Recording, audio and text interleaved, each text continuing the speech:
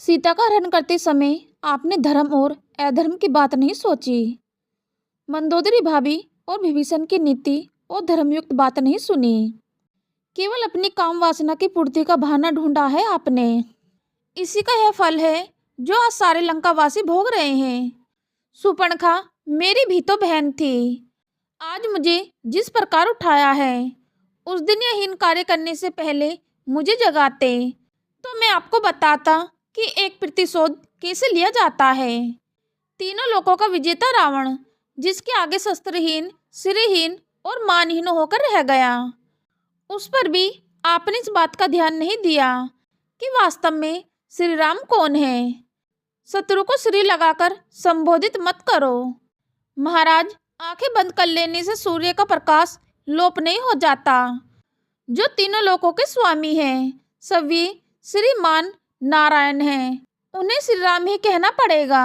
भैया, शायद आप ये भूल गए हैं कि श्री राम से कई पीढ़ियां पहले इक्ष्वाकु वंश के एक राजा ने आपको श्राप दिया था कि जब सभी श्रीमान नारायण हमारे कुल में अवतार लेंगे, तब वे उसी रूप में आपका विनाश करेंगे। वो बात भी भूल गए जो नारद ने मुझे बताई थी कि विष्णु ने राक्षसों का नाश करने के लिए अयोध्यापति दशरथ के घर जन्म लिया है। भैया, ब्रह्मा की बात भी भूल गए। फिर भी आप महारानी सीता का हरण कर लाए, जो सभी लक्ष्मी का अवतार हैं। हमें अपनी बहन के अपमान का बदला लेना था। हमारे भाई के वध का प्रतिशोध क्या हमारा कर्तव्य नहीं था तो उस कार्य को वीरों की भांति करते। चोरों की भांति एक स्त्री का हरण करके क्या आपका मस्तक गौरव से ऊंचा हो गया है? सुपर्णखा मेरी भी तो बहन थी। आज मुझे जिस प्रकार उठाया है, उस दिन ये हीन कार्य करने से पहले मुझे जगाते तो मैं आपको बताता कि यह प्रतिशोध कैसे लिया जाता है। कुंभकर्ण, यह समय शास्त्र सुनाने का नहीं है। हर बात अपने अपने समय पर ठीक लगती है। यही तो मैं कहना चाहता हूँ भैया कि आपने उचित समय पर उचित बात नहीं की। नीति कहती है कि पुरुष को धर्म, अर्थ और काम का सेवन उचित समय पर ही करना चाहिए। जैसे प्रातःकाल में धर्म का, मध्यकाल में अर्थ सेवन का और रात्रि में काम सेवन का विधान है। इन तीनों में भी धर्म श्रेष्ठ है। अतः जहाँ अर्थ और काम का सेवन धर्म के विरुद्ध हो, वह उन दोनों की उपेक्षा करके धर्म के अनुसार ही चलना चाहिए। सीता का हरण करते समय आपने धर्म और अधर्म की बात नहीं सोची। मंदोदरी भाभी और विभीषण की नीति और धर्मयुक्त बातें नहीं सुनी। केवल अपनी काम वासना की पूर्ति का बहाना ढूंढा है आपने। इसी का यह फल है जो आज सारे लंकावासी भोग रहे हैं।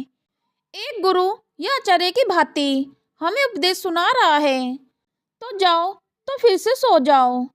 हमें तुम्हारी कोई आवश्यकता नहीं है। ये समय है संकट का। इस समय तुम्हारा क्या कर्तव्य है, वही बात करो। मान लिया हमने भ्रम से नारायण को नहीं पहचाना। मान लिया अपने चित्त के मोह में एक स्त्री का हरण कर लिया। मान लिया अपने गौरव और अहंकार में हमने किसी का परामर्श नहीं सुना। इन सब बातों की चर्चा करने से इतिहास पीछे नहीं मुड़ जाएगा। बीत गया बुद्धिमान उसका शोक नहीं करते। भविष्य की चिंता कर्मयोगी नहीं करता। इस समय, इस क्षण क्या करना है, उसका ही निश्चय आवश्यक हो जाता है। तो निश्चय कर लो कि तुम्हारा अपनी जाति के प्रति, अपने भाई के प्रति कुछ कर्तव्य है या नहीं। तुम हमें शास्त्र सुना रहे थे। अरे शास्त्र में तो यह भी लिखा है कि यदि भाई ने कोई पाप भी किया हो, वह अपराधी भी हो, तो उस संकट में जो उसका साथ दे, वही भाई कहलाने योग्य होता है। अपराधी को तो शिक्षा सभी दे सकते हैं, परंतु भाई वे है जो संकट में साथ खड़ा रहे, सहायता करे, शिक्षा ना दे। सोच लो, रावण के कारण ही सही, परंतु रावण के साथ राक्षस जाति का विनाश हो जाए। ये तुम्हें स्वीकार है या नहीं? तर्क का समय नहीं। यदि मन में कोई संशय है, यदि कर्तव्य का पथ साफ दिखाई नहीं देता, तो युद्ध में जाने से कोई लाभ नहीं। जाओ, जाकर सो जाओ। रावण को अपनी आन निभाना और शान के साथ जीना और मरना दोनों आते हैं।